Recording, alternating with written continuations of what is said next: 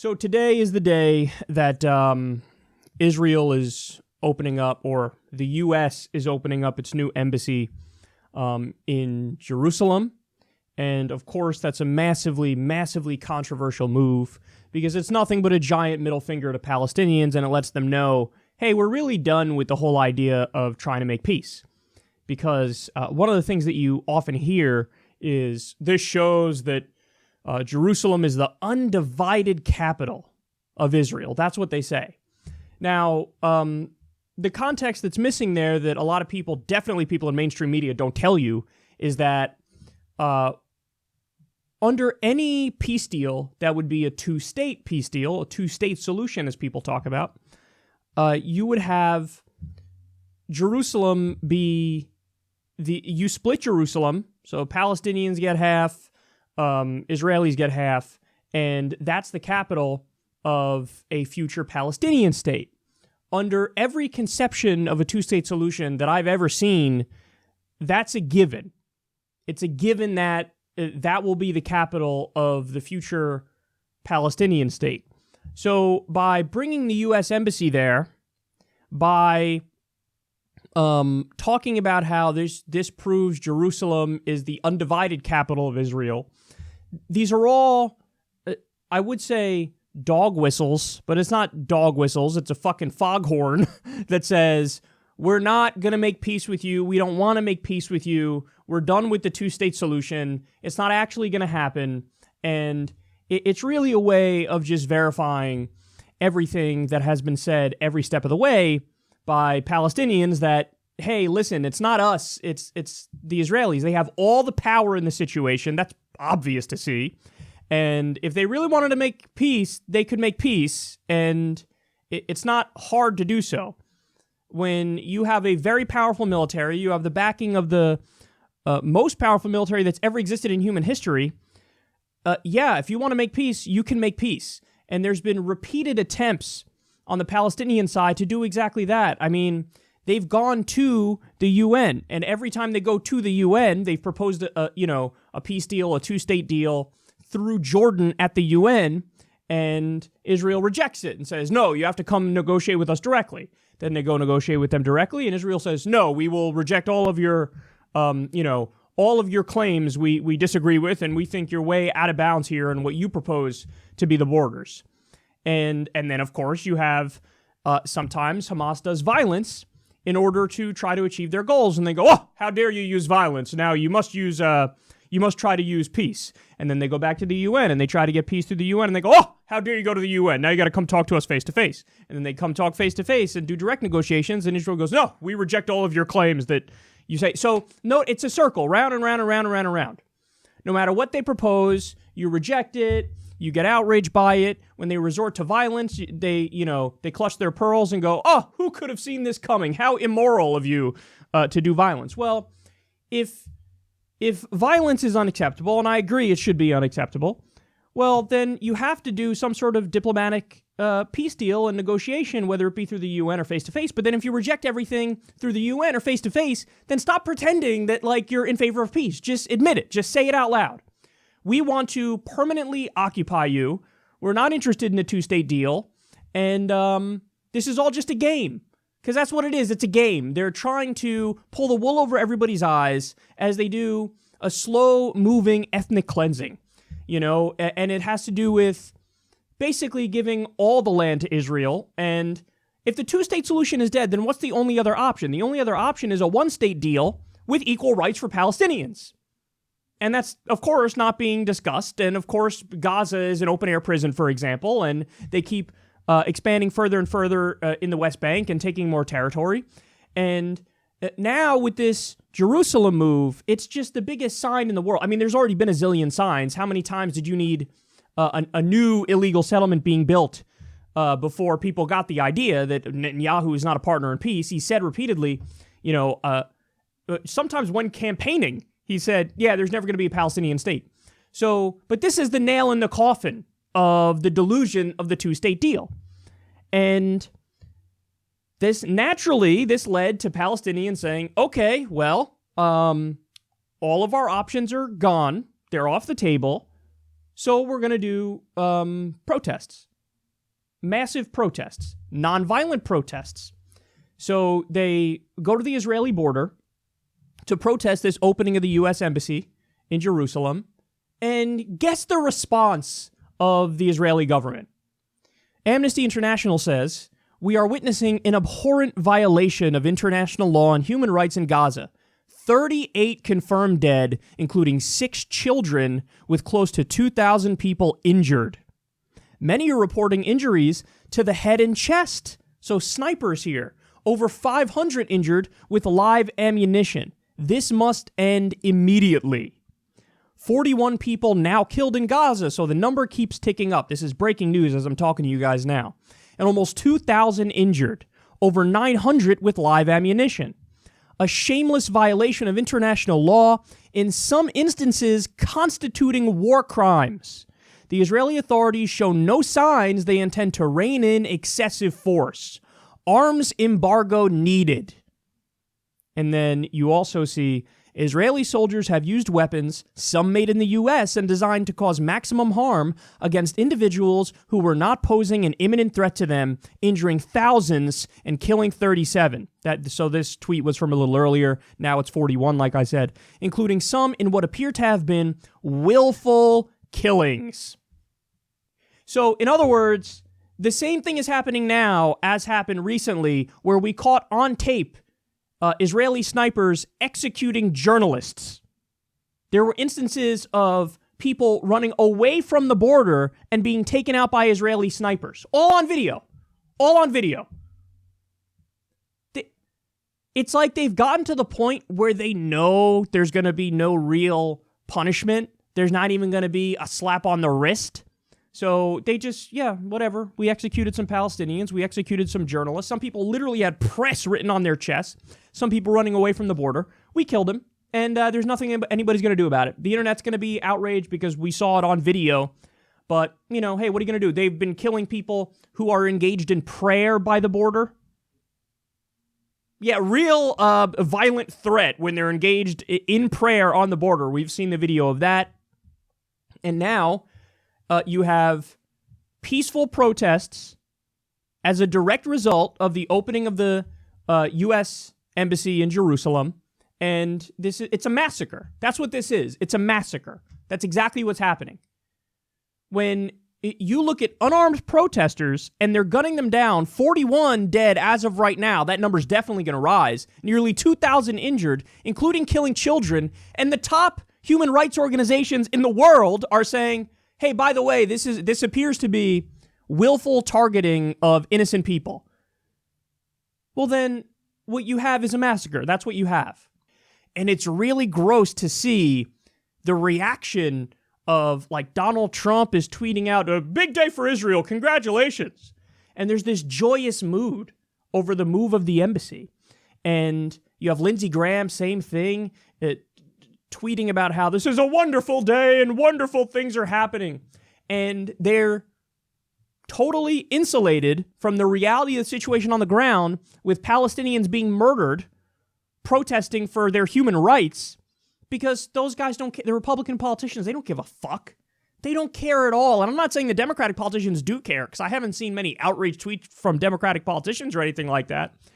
But it shows that there's a level of dehumanization that occurred, and they don't view the death of Palestinians as some sort of tragedy, and they don't view the IDF as acting in an aggressive way. They view it as, in the same way they view our violence, hey, no matter what happens, by definition, we're the good guys. By definition, Israel is good. So when the IDF massacres unarmed people who are just protesting for human rights, we're not even going to acknowledge it. We're not even going to discuss it. And the media is no better in the U.S.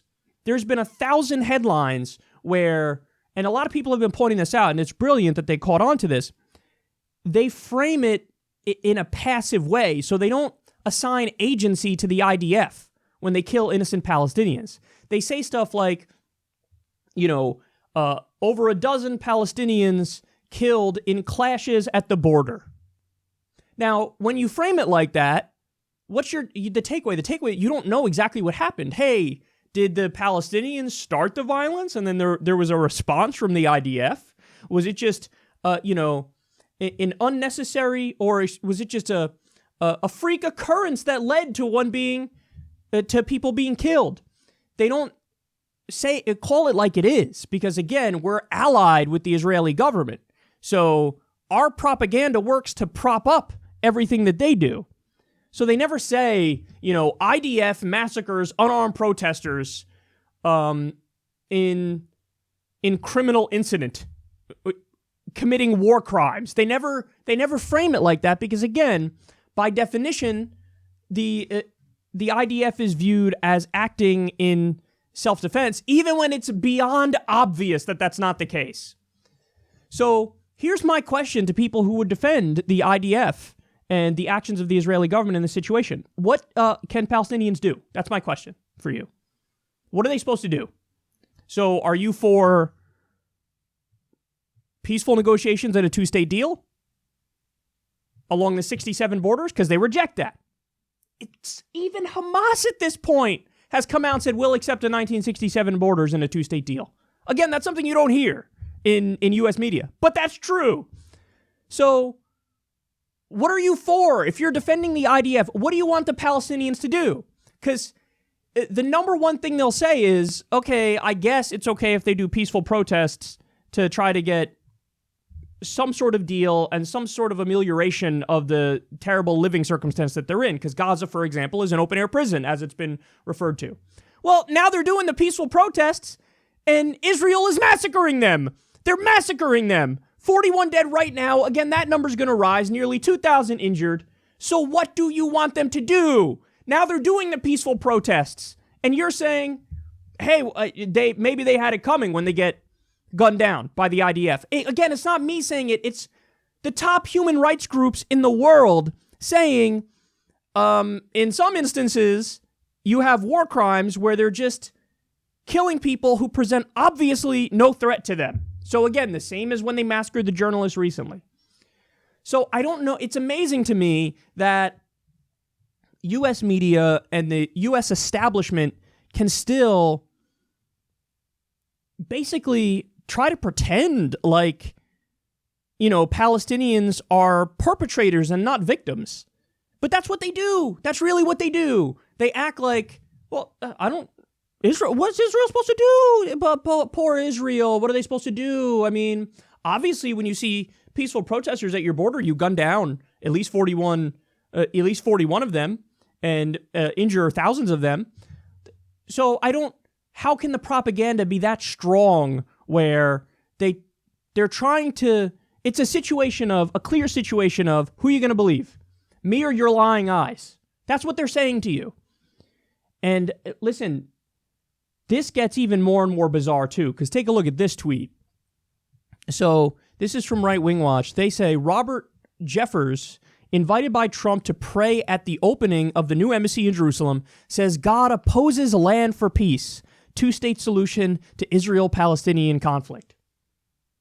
Now, okay, it's not just Robert Jeffers. I want to be perfectly clear on this.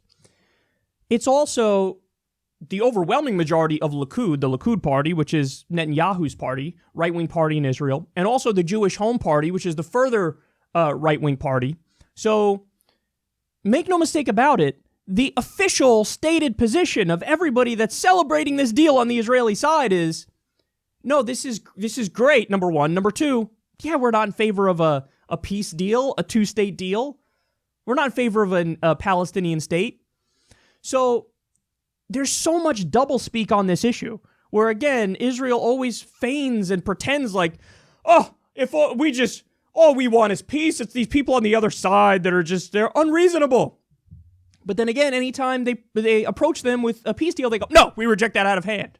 So just admit it. Admit you're not in favor of a Palestinian state ever, and you want to take all the land in due time. Just admit it. Just say it. Just say it. Just say it. Just say it.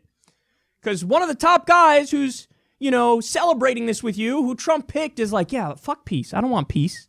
I don't want a two-state deal. I don't want a Palestinian state. But it gets even worse than that. Look at who else is there. So this is not a guy you hear a lot about nowadays. We've covered him in the past. He's an absolute lunatic. anti-Semitic pastor John Hagee, who has said that Hitler fulfilled God's will deliver the benediction at the U.S. Embassy opening in Jerusalem. So understand, guys, this is a move on Trump's part that is 100% for religious fanatics, radical fundamentalists of the Christian variety and of the Jewish variety, ultra-Orthodox extremists and Christian fundamentalist extremists. Now, the Jewish fundamentalists think, no, we have a right to all of this land. We have a right to all of this land. So Palestinians be gone. We don't care about your human rights. Who gives a shit? And the Christian fundamentalists like John Hagee and Robert Jeffers, well, why are they aligned with the fundamentalist Jewish people? Well, the answer is the rapture. All of the land is supposed to be Israel's so that Jesus can return. And when Jesus returns, he massacres most of the Jews. But Robert Jeffers and John Hagee, they have this unholy and strange alliance with the far right in Israel because they know that all that land is supposed to be Israel's in order to fulfill biblical prophecy. So one of the most hilarious things you often hear is, the problem is the Palestinians because they're all, super religious and fundamentalist Muslims. And that's why you can't make peace because they're so irrational. They view everything through a religious lens. Well, listen, for some Palestinians, sure, there are Muslim fundamentalists who view this conflict through a religious lens. No doubt about it. But there are also far-right religious fundamentalists in Israel and far-right Christian fundamentalists in the U.S. that also view this through a religious lens. And that is exactly who Trump is appeasing with this move, with the embassy move. That's 100% who this is for.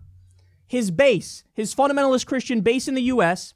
And again, like I said, at the same time, this makes people like Netanyahu and Likud and the Jewish Home Party and ultra-Orthodox fundamentalist Jews love Donald Trump's move as well.